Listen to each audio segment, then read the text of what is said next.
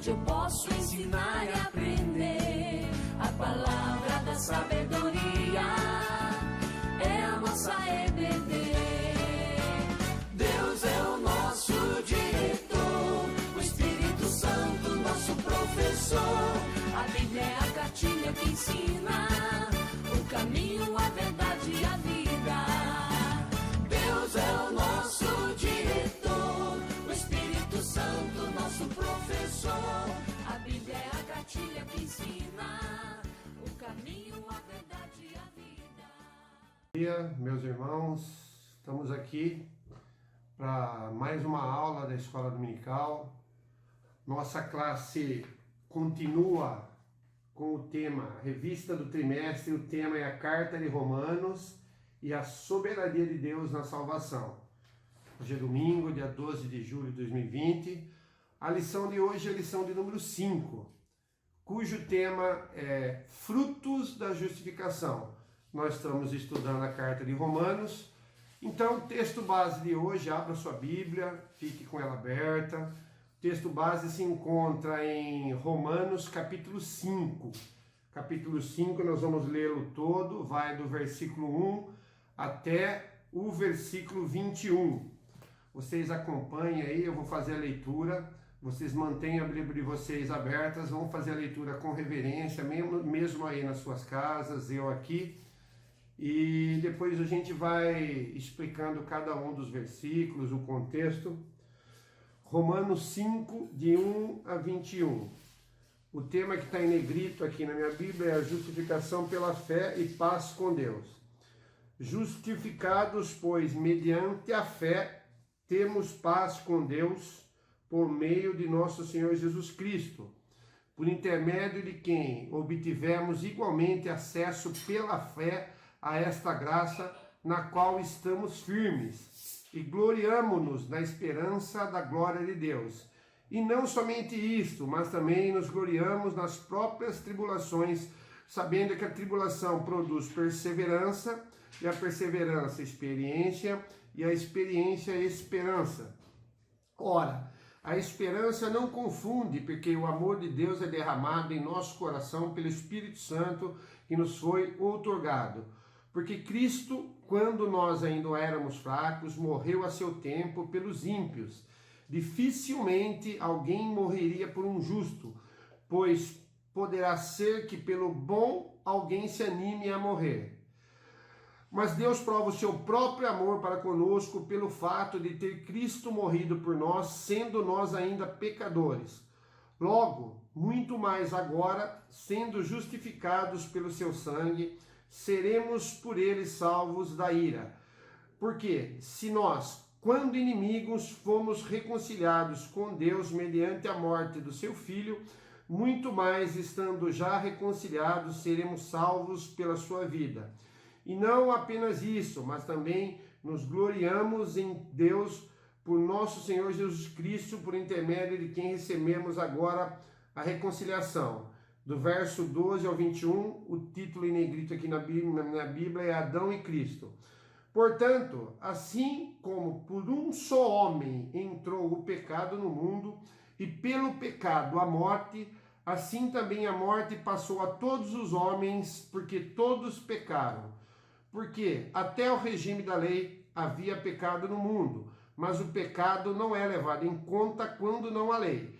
Entretanto, reinou a morte desde Adão até Moisés, mesmo sobre aqueles que não pecaram, à semelhança da transgressão de Adão, o qual prefigurava aquele que havia de vir.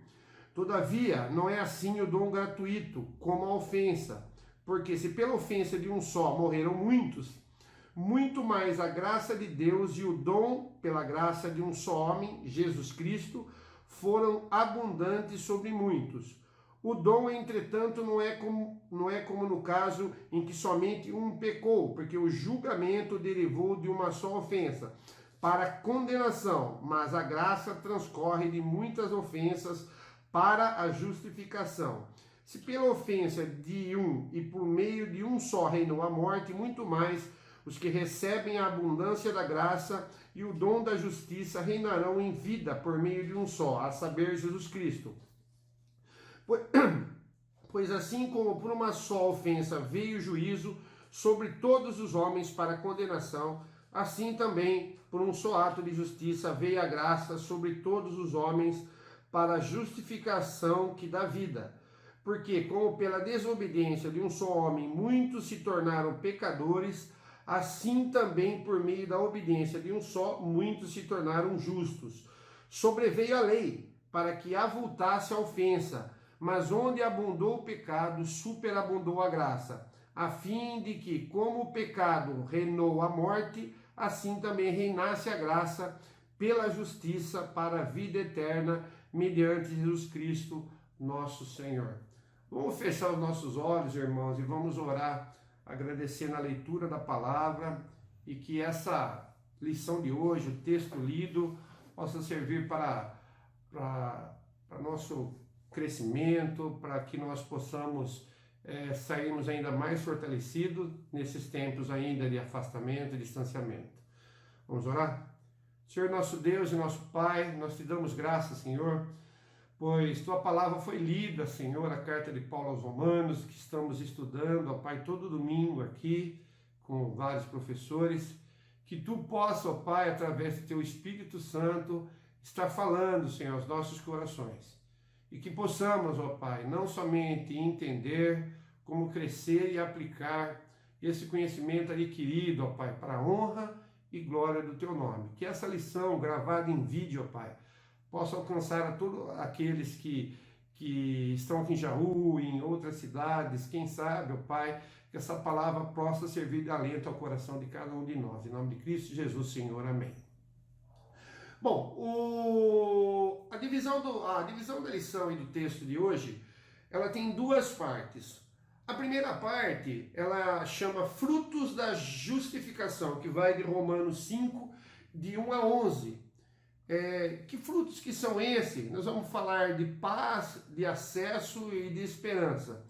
E a segunda parte fala de Adão e Cristo, que é Romanos 5, de 12 a 21, que eu falei quando nós estávamos na leitura. Nós vamos falar sobre pecado, sobre sofrimento e morte, e ainda sobre perdão, salvação e vida. Na introdução da lição de número 1, quando foi a primeira lição, que falamos que a carta de Romanos ela é considerada como o maior tratado teológico de toda a Bíblia. Também foi dito que a carta que Paulo escreveu à igreja de Roma, precedeu a sua ida a Roma, pois quando ele foi para Roma ele já se encontrava preso. Também nós falamos que não foi Paulo que plantou a igreja de Roma, a igreja da capital do império, com mais de 1 milhão de habitantes. Embora os planos de Paulo era de ir a Roma, na ocasião ele caminhava para Jerusalém, levando as ofertas que ele tinha recolhido para os gentios, quando ele acabou preso. Tudo isso a gente já falou na lição de número 1.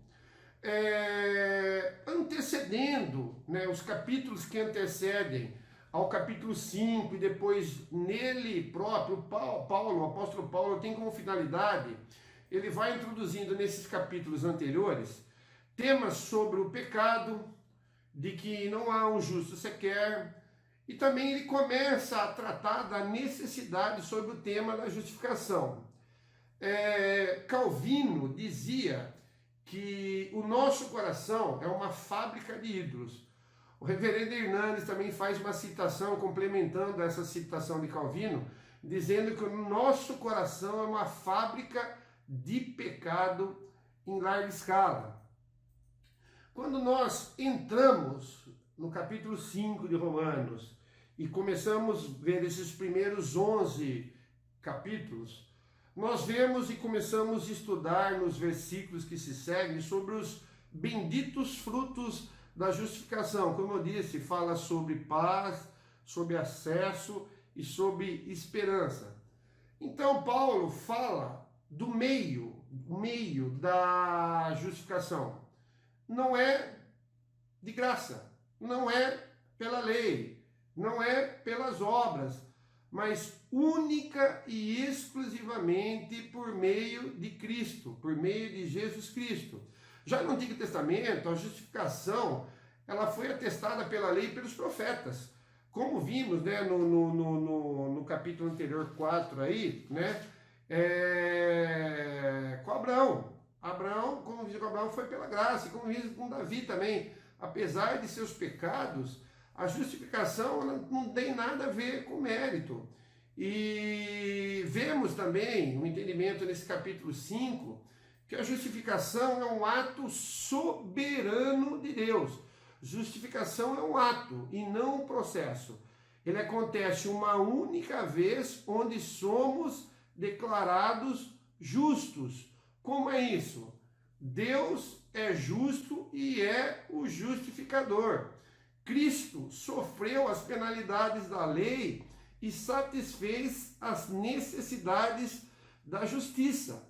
Na cruz, onde lhe foi imputado os nossos pecados, o que Cristo disse?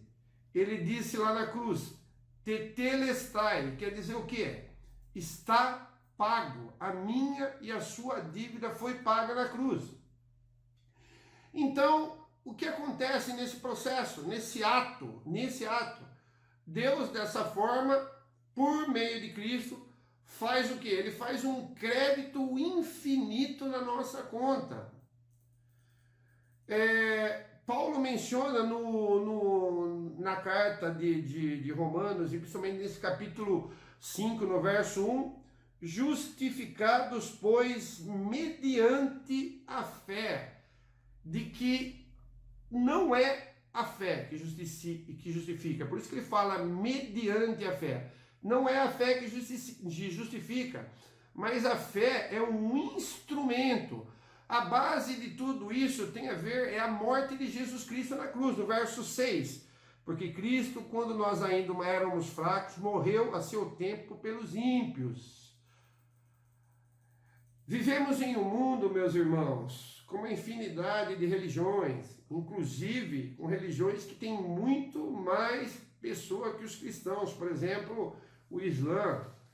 E apesar de Alá, de Maomé, de Buda, nós cremos e sabemos que só Jesus salva. Só existe salvação em Jesus Cristo. O verso todo do versículo 1 diz, justificados, pois, mediante a fé, temos paz com Deus por meio de nosso Senhor Jesus Cristo. Portanto, só Ele, só Cristo é o mediador, só em Cristo há salvação. Vemos também nos versos 1, 2 e 3 desse capítulo 5, que nós acabamos de ler, que Paulo, ele começa justamente a falar dos 3 frutos da justificação. Quais são esses 3 frutos da justificação? Paz, acesso e esperança. O que significa isso? No versículo 1, justificados, pois, mediante a fé, temos paz com Deus.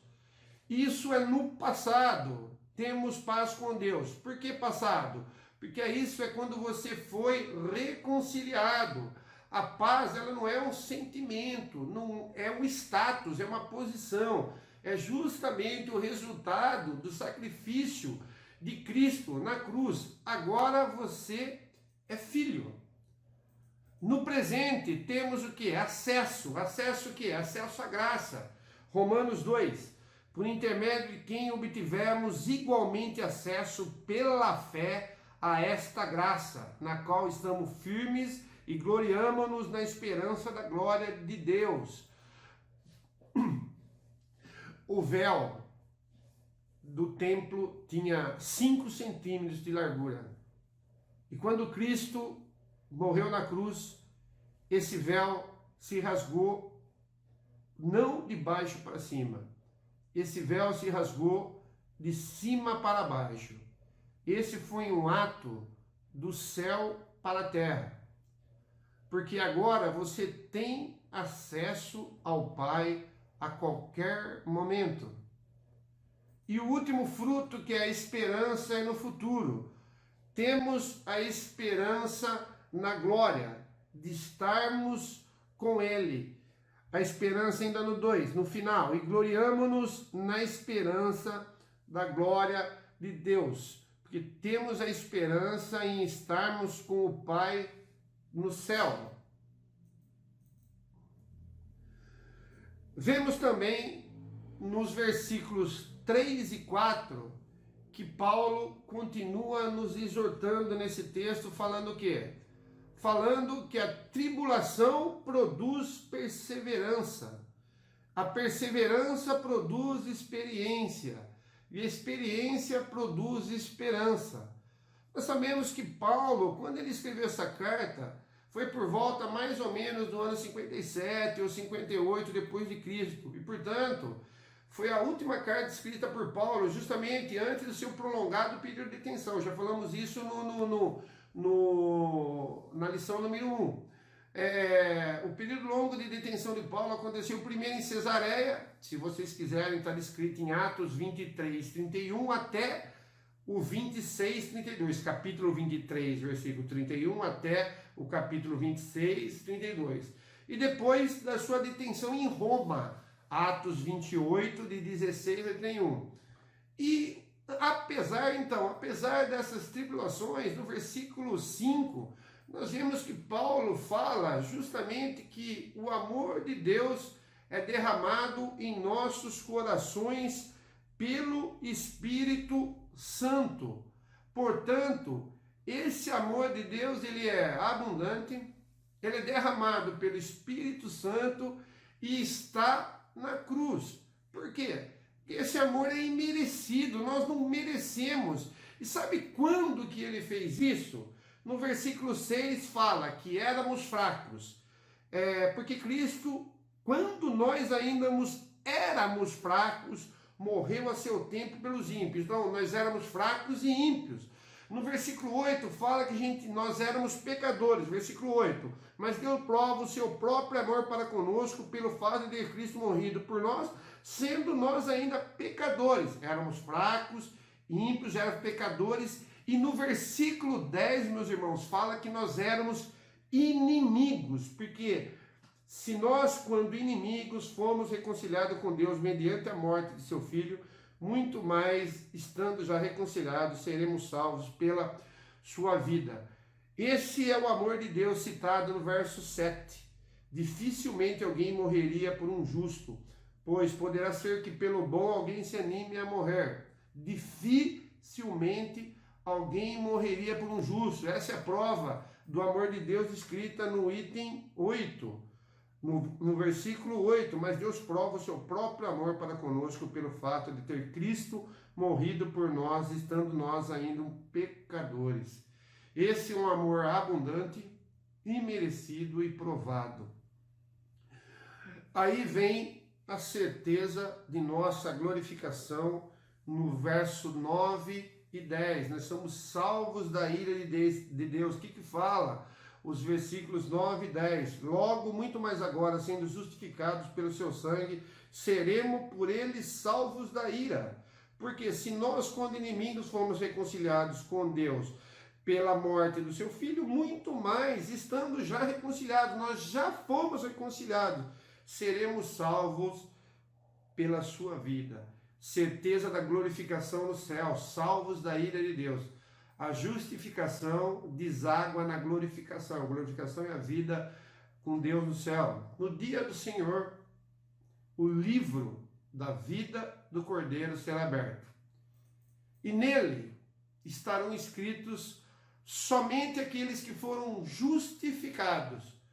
Os que não foram, a parte que lhes cabe é o lago de fogo e enxofre. A salvação não é pelas obras.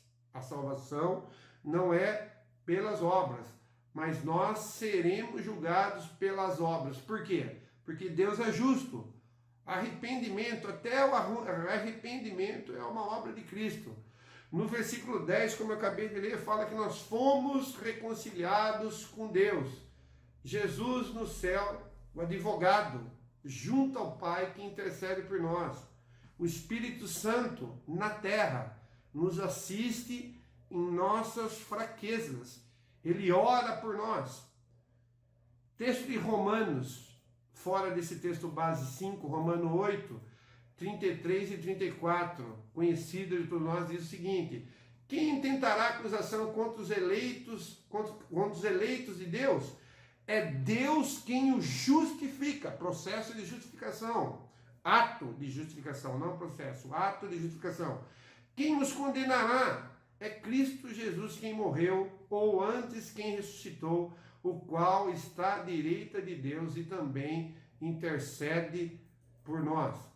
No versículo 11 fala: nos gloriamos em Deus por nosso Senhor Jesus Cristo, por intermédio de quem recebemos agora a reconciliação. Nos gloriamos em Deus.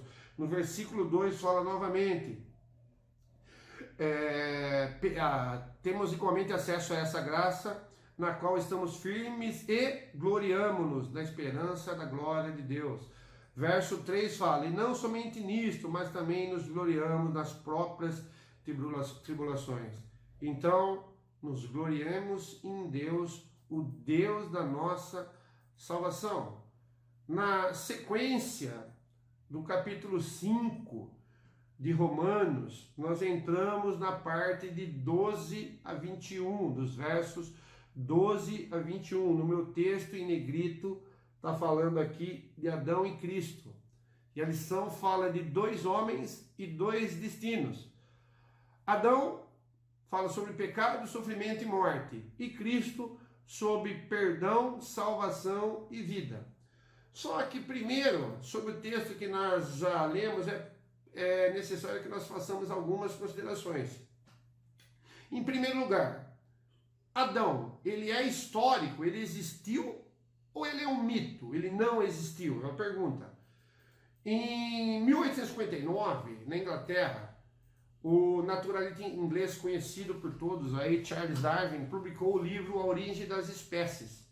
E com esse livro iniciou-se a sua teoria da evolução. Se a teoria da evolução é uma verdade, então Adão não existiu. Se Adão não existiu, ele é um mito. Então, ele não poderia ser um tipo de Cristo. Nós falamos o primeiro Adão e Cristo o segundo Adão. Se Adão é um mito, não houve queda.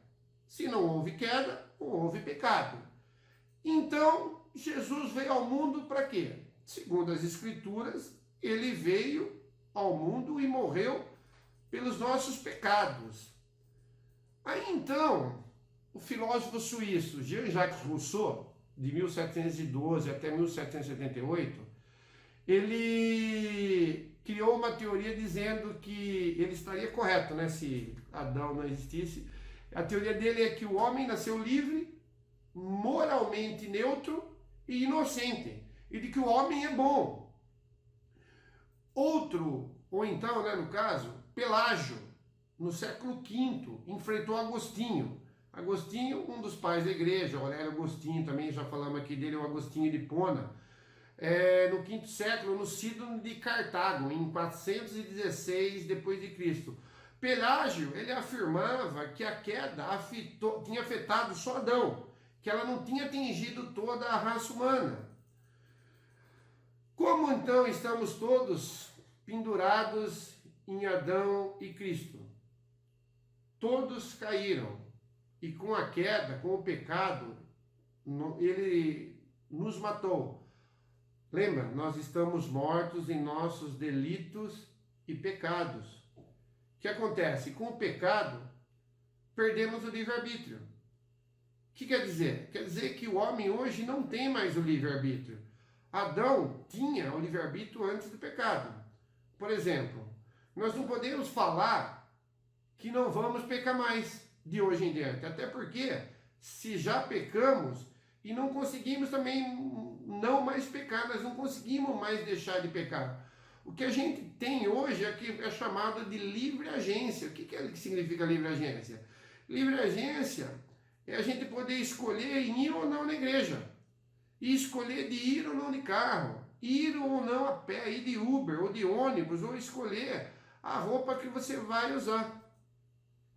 No versículo 12, diz o seguinte: portanto, assim como por um só homem entrou o pecado no mundo, e pelo pecado a morte, assim também a morte passou a todos os homens, porque todos pecaram, porque por um só homem, Adão, entrou o pecado no mundo, e pelo pecado a morte, assim a morte passou a todos os homens, porque todos pecaram.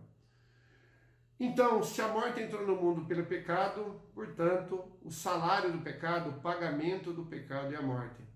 Vemos que também no texto que foi lido, Paulo, nos versos 15, 16 e 17, vocês estão com a Bíblia aberta junto comigo, ele enfatiza várias vezes que pela ofensa de um só homem, quando o homem pecou, Adão, e de que o salário do pecado é morte, de que o homem morre, um só, morreram muitos.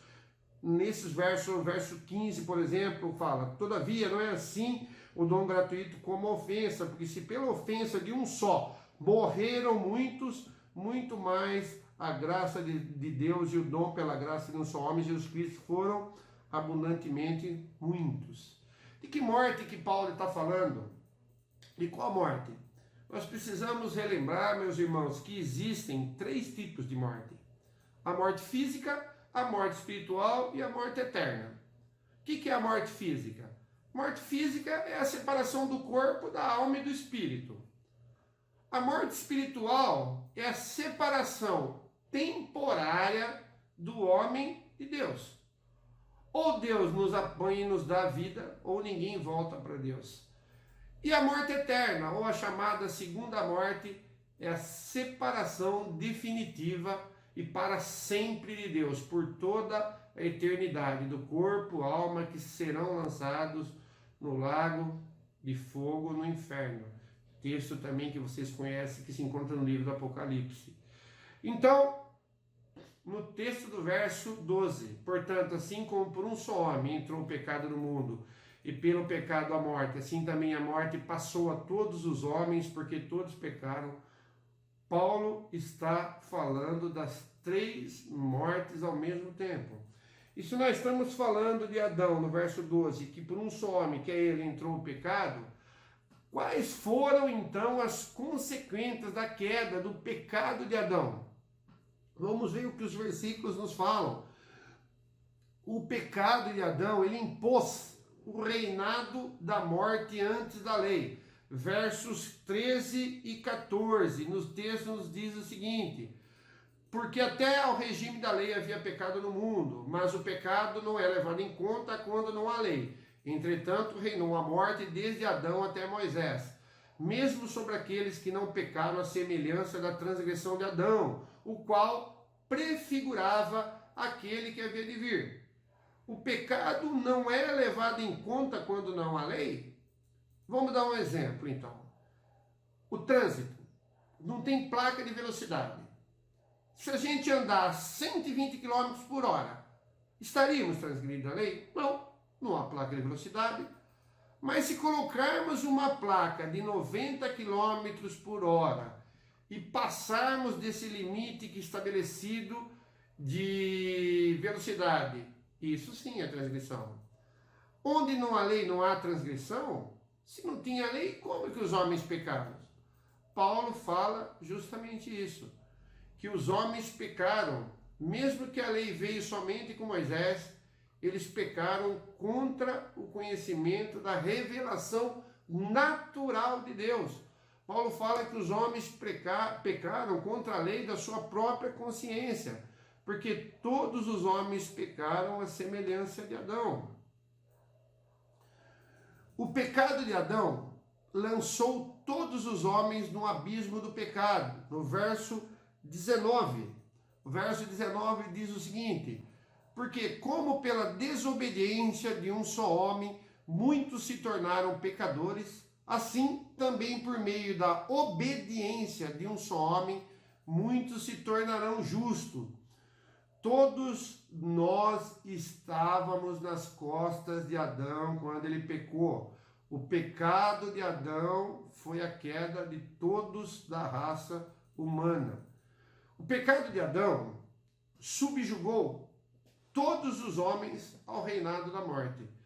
Vimos nos versos 13, 14, 15, 16 e 17, vemos o reinado da morte. falando de morte, que a morte entrou no mundo, que muitos morreram. A morte, ela domina, ela oprime. Existe alguém que nos impõe mais dor no coração do que a morte? O pecado de Adão sentenciou todos os homens como culpados e condenados no juízo. No verso 16 e 18 vemos que, pela ofensa de um só homem. Então, o dom, entretanto, não é como no caso em que somente um pecou, porque o julgamento derivou de uma só ofensa para a condenação. Presta atenção, para a condenação. Mas a graça transcorre de muitas ofensas para a justificação. E no 18 fala assim: pois assim, como por uma só ofensa veio juízo sobre todos os homens para condenação novamente, assim também por um só ato de justiça veio a graça sobre todos os homens para justificação que dá vida. Paulo fala então de dois homens fazendo a comparação. O primeiro Adão, o que aconteceu? Através do primeiro Adão, impôs sobre nós o pecado. E através do segundo Adão, Cristo, ele vai trazer para nós vida, absolvição, justificação e vida eterna. O primeiro Adão traz sobre nós a imputação na nossa conta. O segundo Adão, Cristo, vai imputar sobre nós a justiça, que nos traz a vida eterna. Vamos ver agora sobre a redenção da graça em Cristo. O pecado de Adão impôs o reinado da morte antes da lei. Nos versos 15 e 17 fala: muito mais a graça, uma parte, estou lendo uma parte, muito mais a graça de um só homem.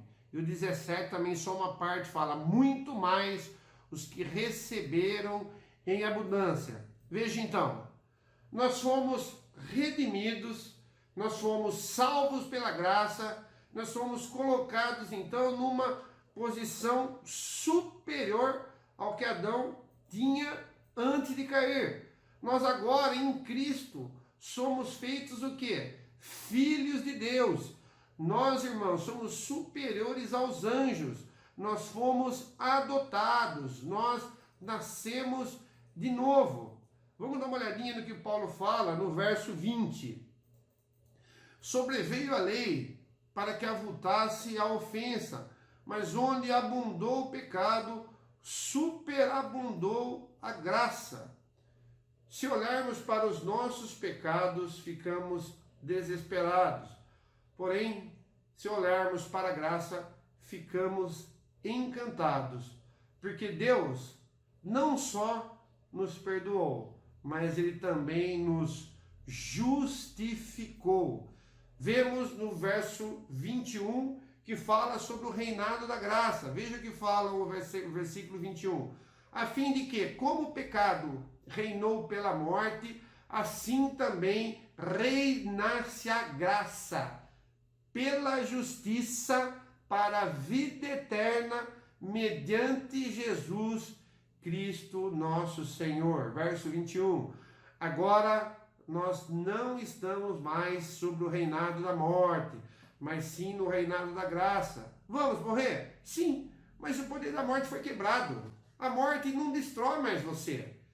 Quando você morre, sabe o que acontece? Você está pegando um passaporte, um bilhete de passagem para entrar na glória, indo para a casa do Pai. Você não precisa mais ter medo da morte. A morte foi vencida. Concluindo, meus irmãos, finalizamos então que vemos o triunfo da graça sobre o pecado. Vejam para vocês alguns contrastes ainda para a gente finalizar. No verso 17, nós vemos o reinado da morte versus o reinado da vida.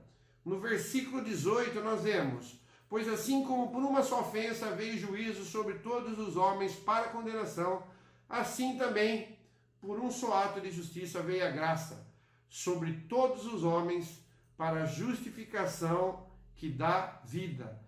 Condenação versus justificação.